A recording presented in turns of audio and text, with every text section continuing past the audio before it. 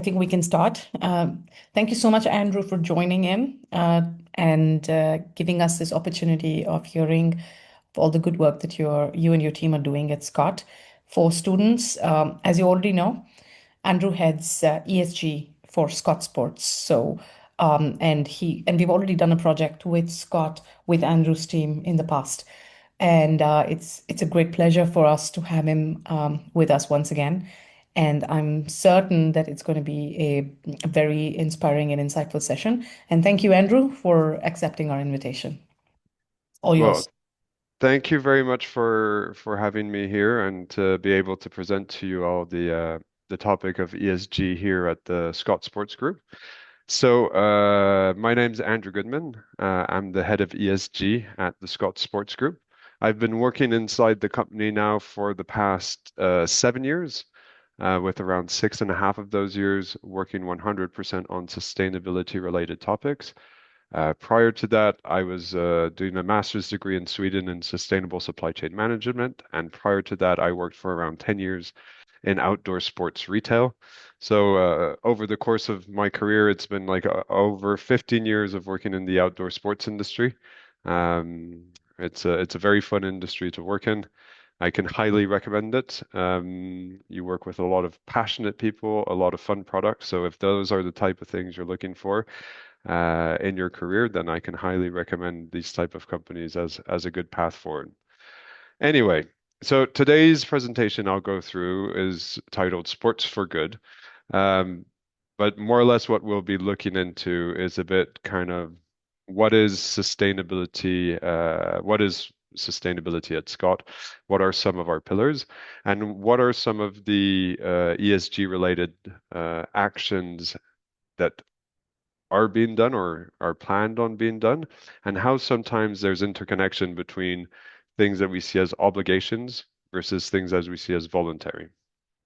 So for today's meeting, I'm going to start off by giving you all a short introduction into the Scott Sports as a company.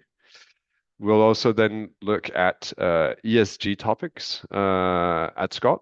Finally, I will give you some examples on the environmental sustainability, the social sustainability, and then obviously we'll have some time for questions at the end of the presentation. So Scott Sports started in 1958 with the invention of the first aluminium ski pole. So prior to 1958, most ski poles were either made out of wood or steel, I believe. And in 1958, Ed Scott, not the person in picture here, invented a tapered aluminium ski pole, which was kind of a revolution for its time in the industry.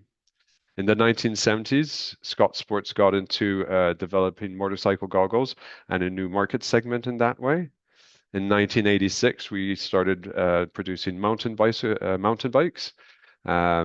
in 1989, one of our biggest calls to fame in those days was producing an aero handlebar, which allowed Greg LeMond, a American racer, to be able to win the Tour de France on the final stage of that year's race. In 1993, we started entering the textile and apparel segment. And in 1997, we introduced other equipments into our portfolio in the winter sports category, such as skis, ski boots, helmets, goggles, so on and so forth. In 2003, we won our first World Cup title in the hands of Thomas Frischnet on one of our mountain bikes. We've won many, many since then, but this was our first one ever in 2003. In 2005, we started including running as a fourth pillar of our brand. In 2006, Matt Robot became a world champion using our equipment in motocross. In 2008, we defined kind of a new reference in terms of lightweight bikes with the Addict, which we also brought out this year, just for saying, and it weighed in at 6.8 kilograms. In 2009, our biggest athlete ever, Nino Schurter, won his first of 10 World Cup World Championship titles. He just retired this year, so this shows you that he'd been around on our bicycle for the past 16 years. In 2010, we invented the twig lock, which allows mountain bikes to block both suspensions on a bicycle while riding, which helps with traction and all of that. Another innovation. 2011, we saw e-bikes come inside our collection. In 2016, we probably saw our most successful year ever from a performance standpoint when both our top female and top male athlete became Olympic and world champions in the same year using the new Spark RC bicycle. In 2019, all of the employees that we had here in Switzerland moved into a new building based in Givigné, which is our new headquarters. And then finally, Nino Schurter won his final World Cup championship title in Ligier in France in 2022. And as I mentioned, he just retired this year, but has probably many more plans to do in the bicycle world. The group's organization is kind of known as Scott, but within Scott, we have other companies and brands. So we have three other companies, which are Dolomite, Syncros, and Bergamot. Dolomite is a specialist in footwear, mainly for hiking, mountaineering, so on and so forth. They're based out of Italy. Syncros is the brand for all the components, parts, and accessories that could be put on a bicycle. And Bergamot is a brand that's coming out of Hamburg in Germany, which is specialized in urban mobility. Within the Scott Sports Group, we do everything from R&D, sales, operations, controlling logistics, IT, and marketing. This is all being done out of our headquarters here in Switzerland. As are most companies in the world, we are producing in factories all around the world. We don't own any production facilities ourselves, with a lot of the production that we do coming out of Asia, Southeast Asia, and Europe. So, Scott, now you saw the history. What is it today? We're one brand in which we do three sports. And these three sports are seen here, where we do cycling, winter sports, and running. Oh, sorry, I messed up. Pressed the wrong button. Sorry for that, folks. It will take a few Problem. seconds for me to get back to where I was. Problem.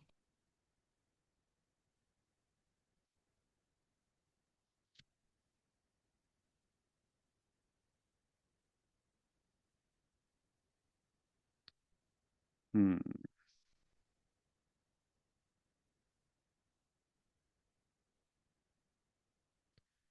The issue with pressing the N button, which is right next to the proceed forward button. Right. Yeah. Okay, so we're coming up.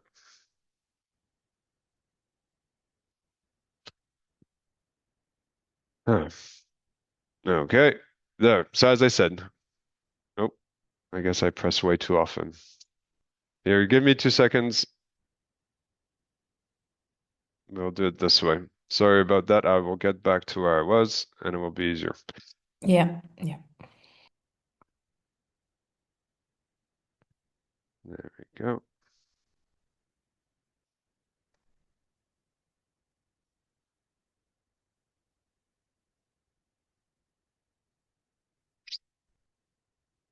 Okay, perfect.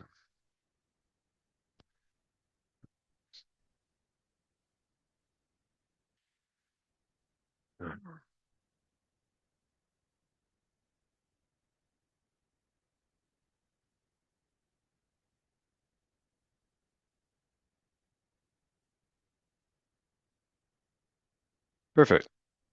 So, as I was mentioning, one brand in 2024, we did around 616 million Swiss francs in turnover. We are represented in 14 subsidiaries around the world from the USA, Germany, Switzerland, Australia, New Zealand, to name a few, in which we have around 1,052 employees. We work with 187 distributors worldwide in 92 markets and are represented in around 20,000 shops worldwide. We have 274 bike models in our catalog, 100 and a little under 100, 1,500 textile products, and a little under 1,100 hard good references. So that can include helmets, goggles, sunglasses, skis, so on and so forth. So, what is ESG for Scott? So, Scott's ESG focus is on three different pillars. The first one being the people. in which we're looking at ensuring that people involved within our value chain are treated with dignity and respect. We also talk about the planet, in which we're ensuring that Earth resources must be used in such a way that ecosystems and future generations are not adversely affected.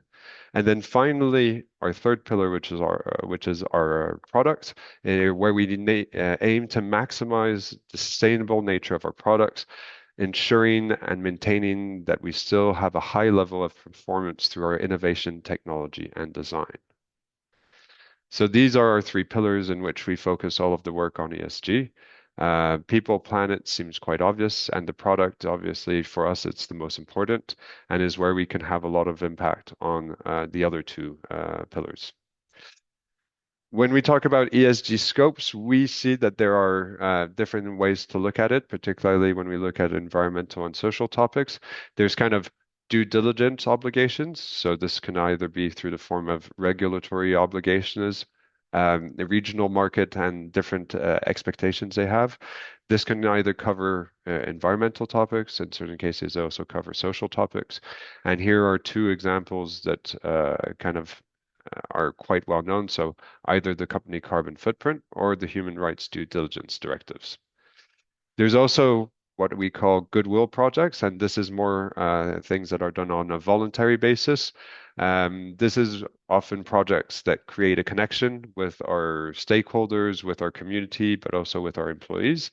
It's also often related to projects that certain ambassadors of ours hold dear to heart.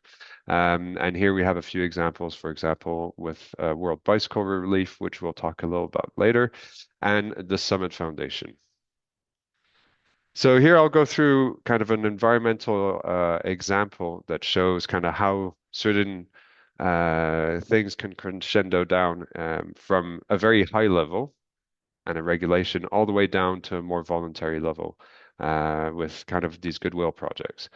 So as most of you may or may not know, there is a big overarching regulation in Europe called the Corporate Sustainability Reporting Directive. This is something that's coming up in the coming years. It's kind of put on hold for a little bit, but we know that it will be coming for us. There's a certain connection with the science-based targets, which also then has a certain connection with our circular design guidelines, and finally, with one of our goodwill projects with Almighty Tree. So how does this all work? So the CSRD is a reporting obligation which focuses on transparency and disclosure, looking at a set of mandatory standards and ESRSs that cover a variety of topics on environmental, social, and governance. As a Swiss-based company, we will have to first report on the CSRD in 2029.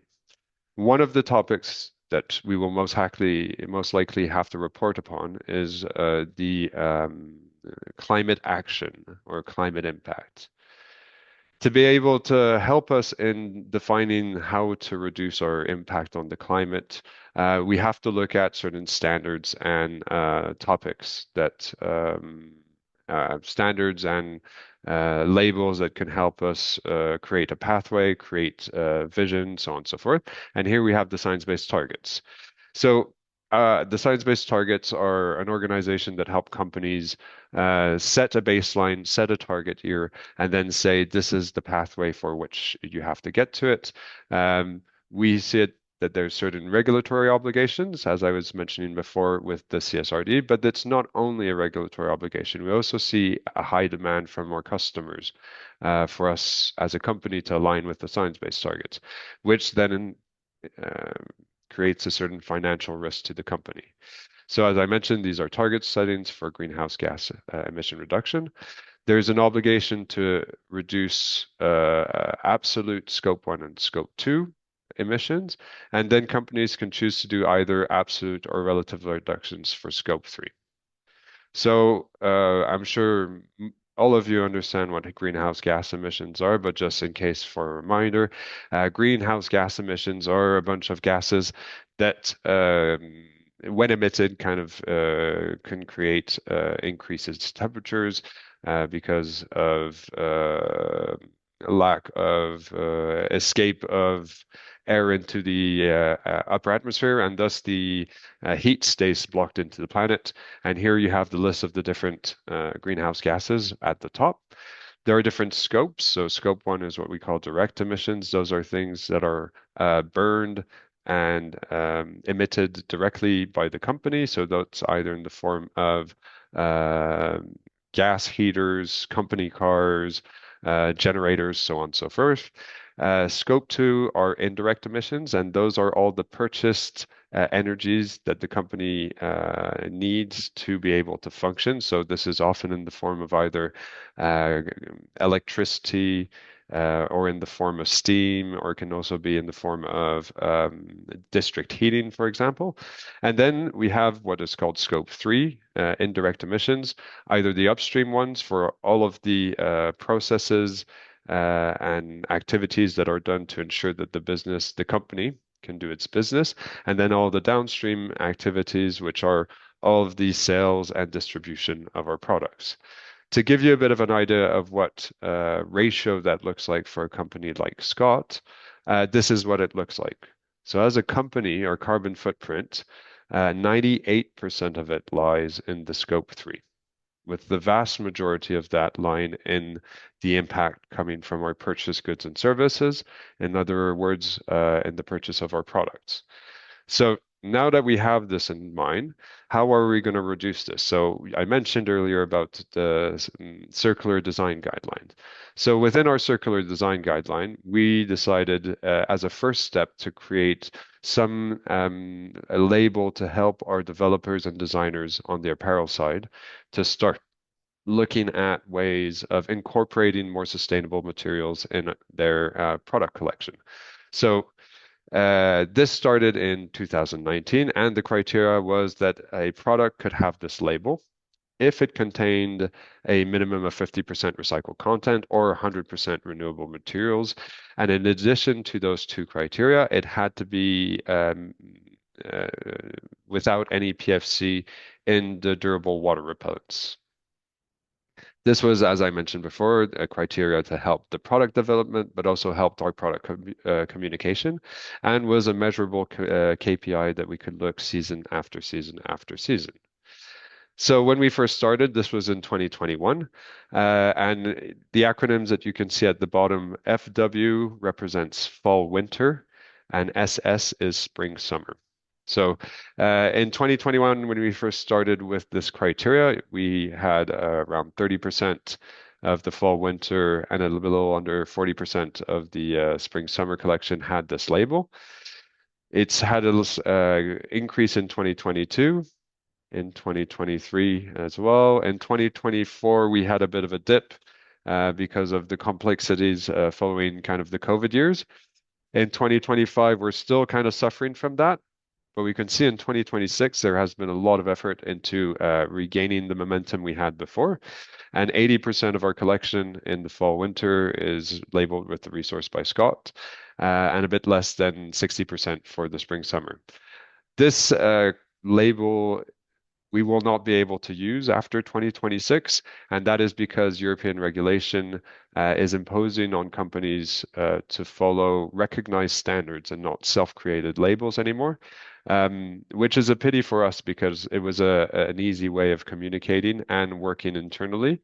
But it's a better thing for the consumers in the outer world because this way brands and companies will not be able to use a variety of different self-created labels. And instead, if they use a label, will have to use something which is much more uh, used across the European Union and be much more precise in their communication. But whilst looking at these numbers here, we also realized that this was not the ultimate goal. The ultimate goal was to understand, okay, now that we see and we measure this, what are the other things we can measure?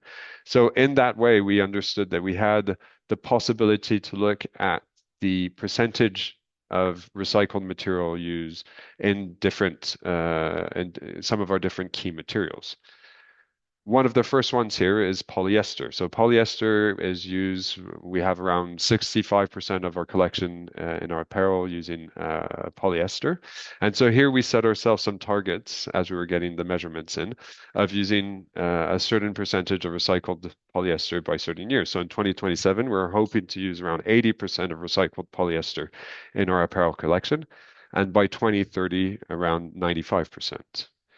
In 2022, so when we first started with the Resource by Scott label, we had around 50% total recycled polyester usage. Increased a little bit more.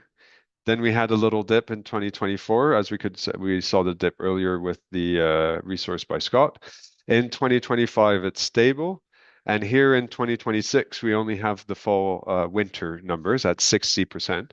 However, we recently received the numbers for the spring summer. We don't have them precisely, but it would seem that we're moving in that right direction for 2027. And this is what it looks like for our recycled polyamide and nylon, which is our second most used material at around 20% of our total material usage on the textile side. And so what needs to be known with polyamide nylon is that it's a lot harder to get recycled sources for the nylon. So our target for 2027 was 20% and 40% for 2030. And in 2022, these numbers are a bit off because we were changing system in the PLM. And so it's hard to say if these are correct numbers or not. But in 2023, here we're much more precise. So we're quite low, slowly increasing in 2024. 2025, we're reaching at around 5% recycled content in recycled polyamide.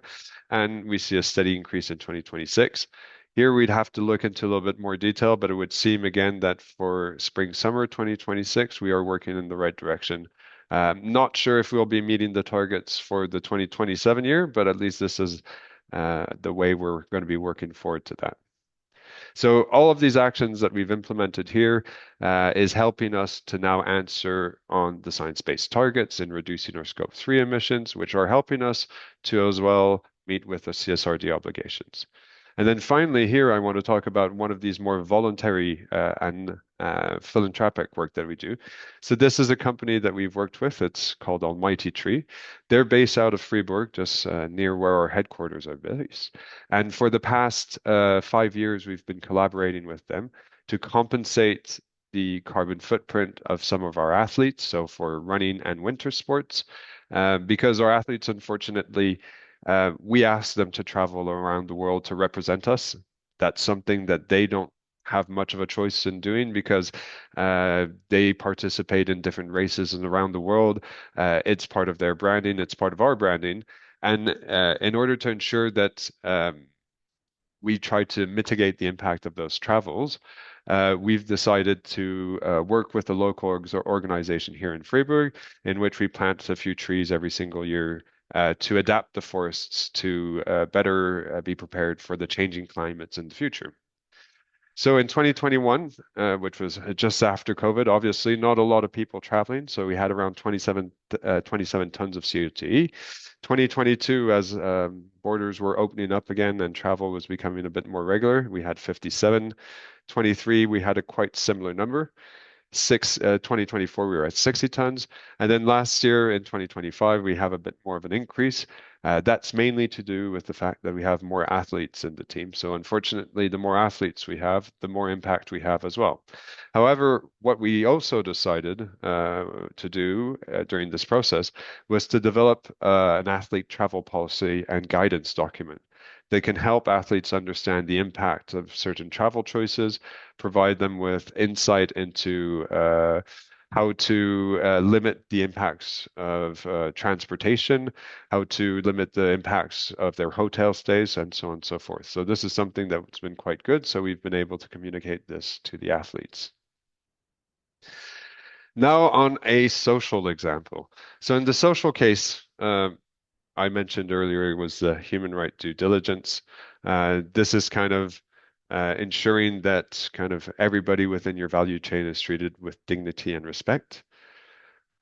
One of the foundations of any human rights due diligence, at least for companies such as us, is the code of conduct.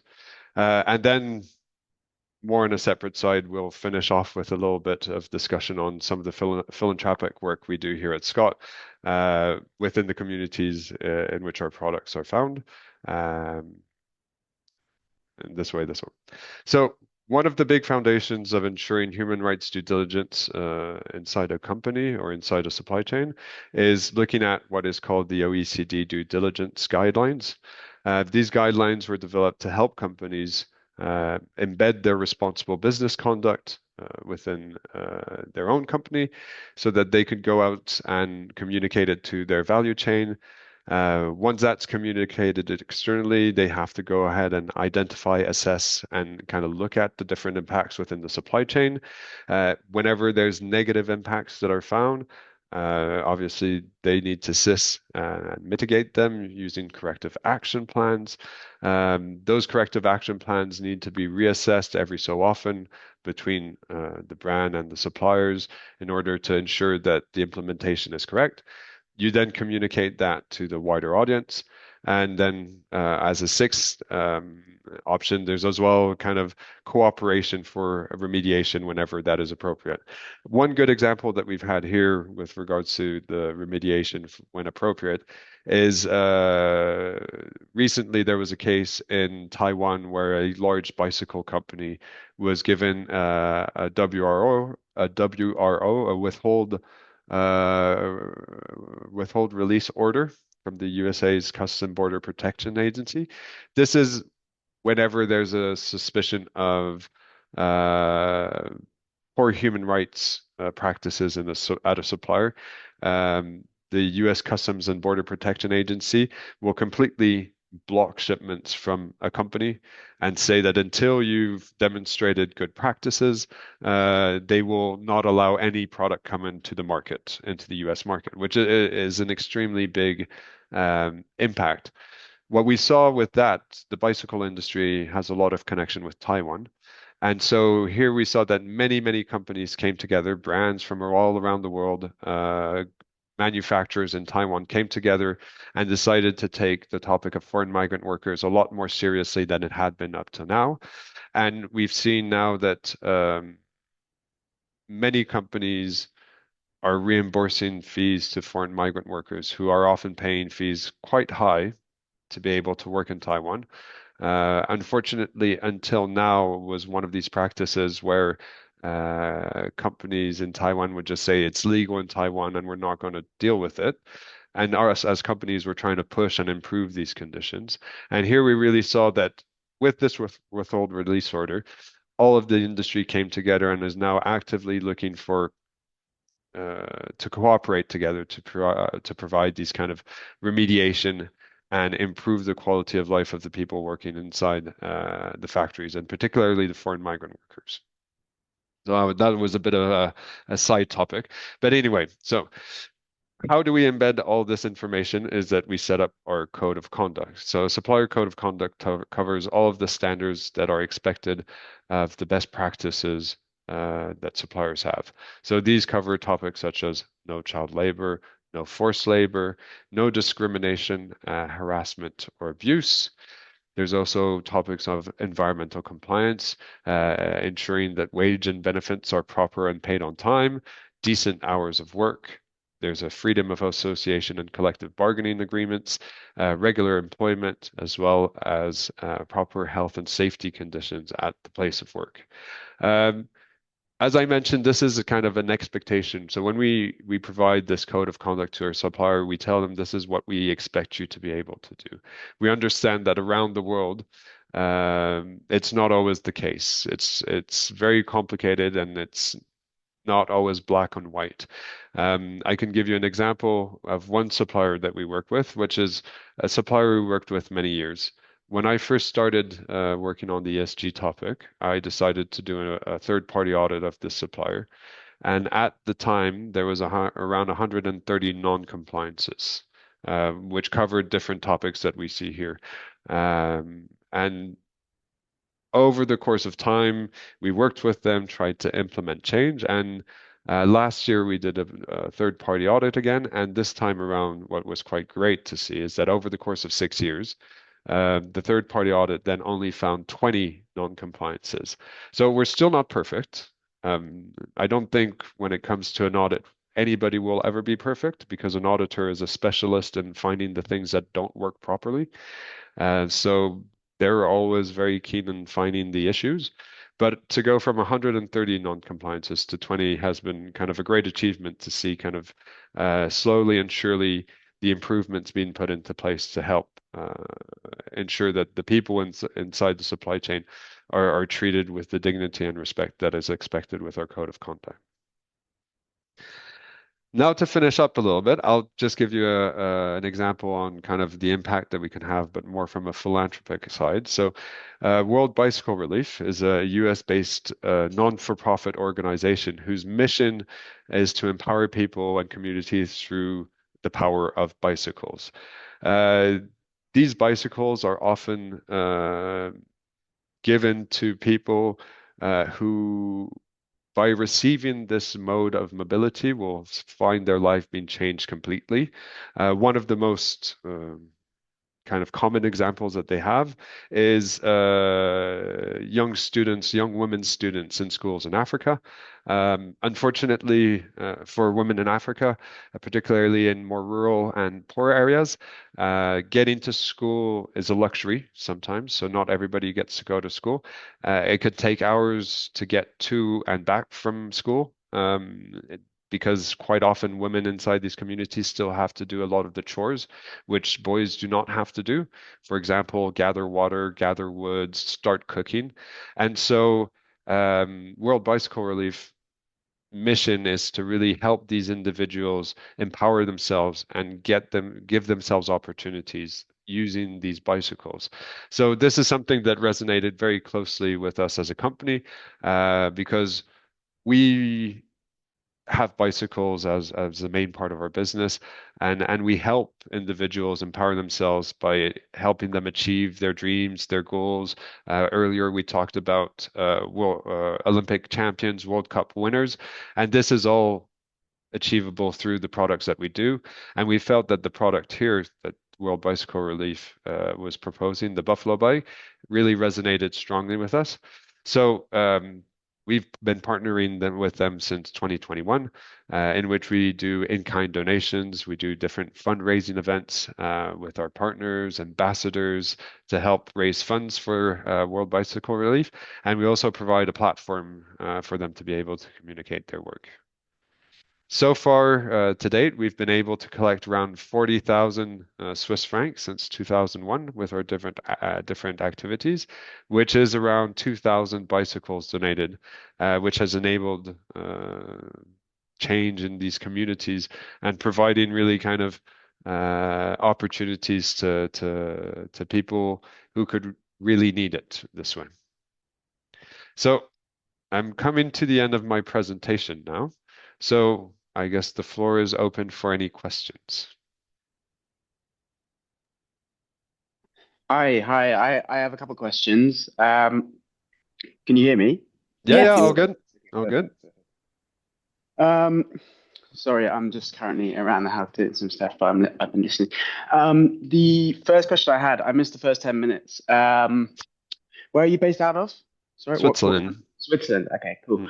And then the second question I had was about the new EU regulations, because I was working with a company over the summer, and their whole issue with their sustainability side of things was adhering to the new EU regulations, the Mm. 2026 one. Um, well, first of all, what are you planning to do to meet them? As in, are you going to try and adhere to an internationally recognized one? And then I was thinking, second of all, is it feasible to possibly try and have the system that you currently use in place and then maybe even try and push that and make it internationally recognizable? Or do you think it's not really scalable enough and that type of thing? So it depends what you mean, which regulation. So to my Yeah. understanding, in 2026, the only one that's Mhm. coming up is going to be the European Deforestation-Free Regulation, the EUDR. That's been pushed back now for the past 2.5 years. We're expecting another pushback for another year. So until the European Union figures itself out, we're not going to Yeah. worry too much about hypotheticals. But Okay. what we do know is that there are expectations for companies to start communicating certain topics. So here we talked about the CSRD. As a Swiss-based company, this communication only has to go out in 2029. That was before the omnibus that just happened recently. I don't believe the timeline has changed for non-European based companies. I still believe that's 2029 for communication, but Yeah. that's just for communication. To be able to communicate, you have to gather all the necessary information, understanding your supply chain, gathering the data and sharing Yeah. it either upstream or downstream. We also see in certain cases we get customers coming out to us requesting certain information about our products, the recycled content, do we have the certificate, are our suppliers Mhm. audited, so on and so forth. So here we're kind of in this phase where we're collecting the information because we all know we'll have to report according to certain Yeah. standards. Yeah.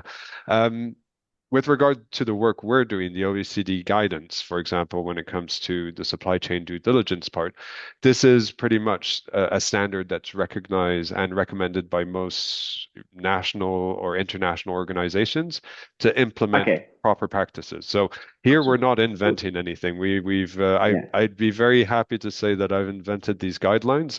If that were the case, I would not be the head of ESG here at Scott. I'd be probably on the World Bank or something like Yeah. that. But So you're currently following the OECD framework. Sorry, I missed the mm, first. Okay, cool. That was one of the questions. Thank you very much. no So worries. you got Andrew, that. I have a question. Hmm.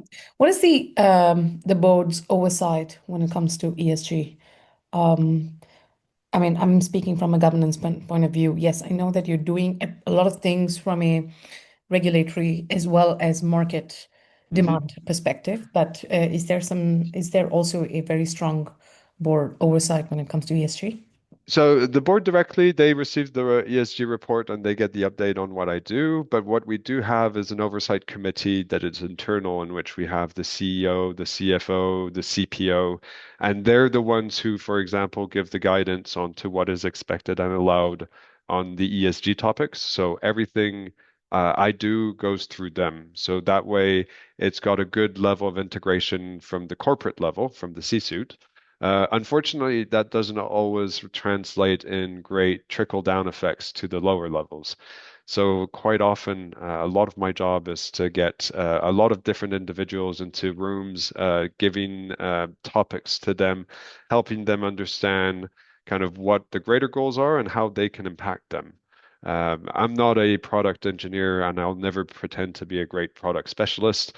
We have a few, oh, I have like 20, 25 engineers inside this building. They all know how to do a great job at building bicycles. I just have to tell them, okay, this is the guidance, this is the pathway that we have to work towards. And then they do their job and include these criteria into it. Thank you. Thank you. No worries. Hello, my name is Roma. I have a question regarding, let's say, because you as a Scot represent a sport equipment sector, yeah? Do Hmm. you feel any pressure from governing bodies, sport governing bodies in terms of sustainability as commercial partners? Anything that you could share with us? So you're asking if like sports governing bodies like the UCI or Yeah. the IOC or things like that. So Yeah. we don't have a lot of pressure coming from those individuals, no. Um, because I guess they're looking at the impact that they have within their activities. And let's say that the product that we propose for the athletes is not the highest impact that they have. A lot of the impacts that they're looking into is having to do with people coming and going from their events. The impact of, for example, in a cycling race, you have a lot of cars, motorcycles, helicopters that follow the race throughout France, for example, and that has a big impact. Yeah. So where their focus lies currently is more on those topics at the moment. Where we are getting more pressure from is our big clients. So not individuals, but more kind of large chain retailers. And they're setting the standard saying, okay, we would like to see action on certain things. And we feel more pressure from them than from international sporting federations. Any examples that you could share with, especially with the pressure of its, of the circularity or greenhouse gas emissions reduction? Yeah, it's more to do with product data. So there's one data thing that is called the Sustainability Data Exchange. It was a tool that was developed by the BSI, which is a German-based organization, and it's a more or less an Excel spreadsheet that enables these companies in Germany and in Europe to be able to Mhm. have product level information on sustainability. So recycled material content, um, certification level, either Ecotex, GRS, so on and so forth. If the facilities have been audited, which standard is it? Country of origin for example, the textile manufacturing. This is more to do with French regulation obligations. Mhm. And so this is the data that people are looking for now. They're not so much looking for LCA data.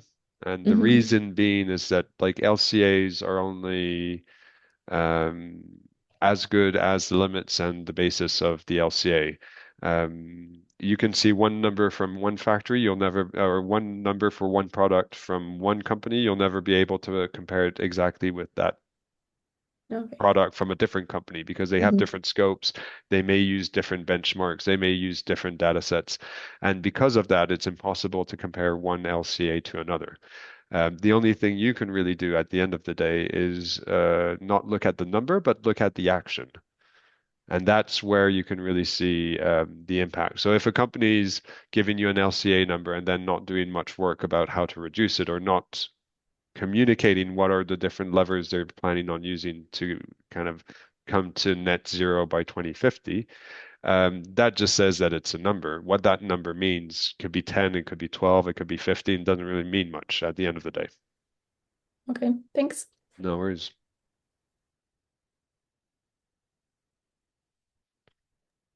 Anyone else? Any other questions? Yeah, hi. I had two questions. You spoke about the scope 3 emissions being 98%. hmm Could you develop more what it actually implies? Like, what is it about the scope 3 emissions? Yeah, definitely. So the biggest part of our emission, so we're as I said, a distributor seller of outdoor sports products. Mm, So the biggest part of our emissions is the production of those products, the materials that are inside them, the manufacturing of our products, and then the distribution, so upstream and downstream transportation. That more or less put together represents around, I'd say 80 to 85% of our total greenhouse gas emissions. And that will be the same for pretty much every single company that's built like us. Yeah. Other companies, so for example, if you're looking at, let's say, uh, I don't know what would be a good one. Let's say a public transportation company. Their scope three will be relatively small. Their big impacts will be their scope one because they need a lot of gas and fuel to burn to be able to transport people around.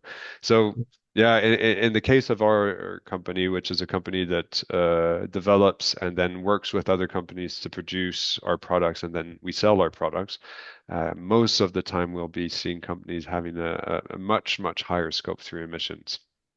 Within our scope three, we also calculate. So to give you what other parts of the scope three you calculate, so we do the distribution, so upstream, downstream transportation.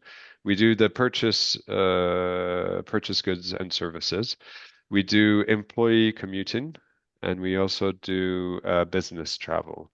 We also and then we also have use of goods. So this is where the electricity or gas that you need to be able to use the product. So we include the electricity needed to power our e-bikes, for example, inside our scope three. mm, mm. That's the Okay. use phase, right? You're talking about the use phase. Yeah, exactly. Okay. Yeah. Yeah. And I also wanted to know, like, you spoke about the nylon and the polyester. hmm You really speak about the ski materials, for example, of how you're going to reduce maybe the. Are you going to maybe go through a materiality reuse system, or is there like any development on that specific segment? So on is it on for skis or for textiles? More for skis equipment, like skis or snowboards, if you do. So at the moment, well, we don't do snowboards, but on the ski side, what's quite complex is the deconstruction of a ski. So a ski is kind of a laminate of different materials, composites, more or less. So you have um, six, seven, eight different materials to make a ski. They're all glued together and are extremely hard to disassemble. So at the moment, there are exploratory things that are happening on that side, saying, okay, can we find ways to disassemble this? Are there ways to reuse this in a different manner? Um, it's still more in the pilot phases. It's not something that's going to go out there. What's quite hard with this is that um, there's a very big importance for anything on circularity for the consumers to be heavily involved. And unfortunately, from practice and from experience, consumers tend to be very lazy. Me first. Like if you have to make me do things that to me seems too complicated, I'll be like, screw this, I'll find a different way of doing it. And unfortunately, that is a hurdle that's extremely hard to go beyond because to have success, you need to have large scale recycling. You can't just do it for one or two skis because that's a bit like, for example, what we've seen now with some of the circularity topics on the textile side. I think I forget which company came out with this big circularity story in which they produced I don't know, it was 500 garments or something like that. But then in the reality, they produce around 5 million garments every year. So it's a great story, but if it's not scalable, it's very hard for it to have its real impact. And on the ski side, we're a bit at that level where we're exploring the pilots, looking at different epoxies, how to disassemble, different techniques in terms of manufacturing. But yeah, it'll be a few years before it comes out on the markets, unfortunately. Right. But in that case, it's more about refurbishing and try to use as much as possible the actual material. 100%. So the best product for the environment is the one that's still used. Yeah. And the great thing with skis is that you can fix them to a certain extent. So whenever you hit a rock, you can fix them. Whenever the edges start kind of getting worse and worse, you can fix them as well. But there comes a point when you can't fix it anymore. And that's unfortunate with all kind of products. But we, as a company, are mainly on the bicycle side. And here we're very lucky that there's already a very good understanding that if you break a chain, you don't buy a new bike. You replace the chain. If you pop a tire, you don't buy a new bike. You get a new tire. It's not the same, for example, in the textile industry, which you get a hole in your t-shirt, I throw it out and I buy a new t-shirt. So we're already lucky that in our product category, there's already a good implementation of circularity and kind of increasing the life cycle of our product. There's obviously many things that we can make better. I'm not saying it's perfect. There's huge amounts of issues with, for example, new standards coming out on bicycle wheels every 5 seconds. And that's one that's kind of hard to fight against because if you don't follow these standards or these new practices, then you're not selling new bikes, which good for the environment, not very good for my job. Yeah, true. Andrew, Okay. I have a couple of questions more related to SUMAS. So Hmm. are you in the near future looking to expand your sustainability team? And if yes, what skill set you'd be looking at when you're considering? So this is for students to, Hmm. add. Yeah. So currently, to be very transparent, the bicycle is in a very complicated period and time in it's an industry. Um, just recently, Compagnolo, which is an Italian-based company, mentioned that they'd be firing 150 of their employees in Italy. A German company called YT just went bankrupt. Scott Sports were in a better situation than either of those companies, but we're not in a great situation either. So unfortunately, in the short term, there will not be a lot of investment into a sustainability team here at Scott Sports. There has been investments in the past in which we had interns or kind of coordinators and things like that. So at the moment in the outdoor sports industry, it's quite complicated. But that doesn't mean that it won't change. And obviously, through everything that we've been able to talk about today, there's a lot of things that fall under the scope of sustainability. This is just for Scots, but in other companies, it can look more or less the same. But the skill set that I would say is the most important is not to know everything about sustainability, but is being willing to get your hands dirty and just get into things, look at the numbers, try to get information because unfortunately, sustainability departments are not often the most well funded in comparison to other product departments. So when you're looking for information, the other departments will not always kind of be like as open and saying, yeah, like, yeah, here, take the database here. I'll walk you through how to get all this information. They have many other things to deal with and to work on. So quite often you have to get your hands dirty. And as much as you'd like to think of it, it's more of a kind of strategic position. You end up doing a lot of operational work. So I'd say that's one skill and quality that I recommend people to have is be willing to get your hands dirty. That's a really good advice. Thank you. Any other questions? I have no questions, but I just actually want to add on to that and say it's very true. Is yeah, over the summer I was working with a company in a sustainability team, and I thought I was going to be doing lots of strategy for them, and we ended up just going through sort of the backlogs of the past 5 years, trying to find all the records of everything, just to get all the Mm. information for everything. Yeah, very true. That was all. Yeah, no, definitely. And maybe one other advice, and I gave this to a past student who had asked me this. They asked me like how to work in sustainability, and I told them that sometimes it's better to look at job positions that are not just about sustainability, to look at things that are sometimes more on the well-known side, so product manager, product development, or Okay. marketing specialist. And in this way, if you're passionate about sustainability and you're working inside these companies, it's a way of being able to set change as well, which is also in certain cases a bit easier because you'll be learning some of the more practical skills that are better recognized in certain of these companies. And then because of your passion with sustainability, you're then an ally to their sustainability department as well.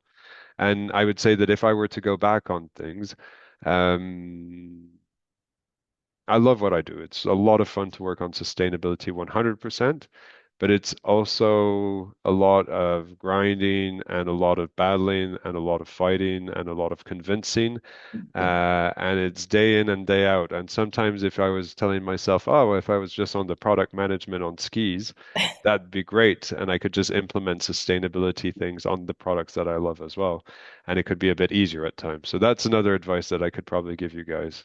That's a really good one. I mean, this is one time when sneaky is actually good. So being sneaky, Mm, I think that's very good advice. Thank you so much, Andrew. no worries. Right. So, well, I think we're at the end of the address. Thank you once again, Andrew, for being a part of this. I must say that the session was very insightful. I really liked that you pulled out a lot of numbers for us, which often is not the case when we have guest addresses. They talk about their initiatives, but they don't talk about the numbers, and you gave us numbers. You told us about OECD, which is also extremely important since you are you're headquartered in an OECD country, and you have obviously clients in OECD countries that are demanding these things of you. Overall, it's been very insightful, and we certainly look forward to being a project partner with you for your future endeavors. Thanks once again. And Perfect. thank And thank you you. very much for having me. And I'm glad that I had some questions at the end. Yes, And if anybody has other questions and you feel shy, don't hesitate to ping me either by email or through LinkedIn. And I'll be sharing with you, Pooja, presentation in case you want to share it with the Absolutely. individuals. Yeah, Absolutely. That'd be great. perfect. Thank you. Thank you very much. Have a good rest of your day then. You too. Bye-bye. Thank you very much. Thank you, Bye. Stephen. Thank you. Bye. Bye. Bye.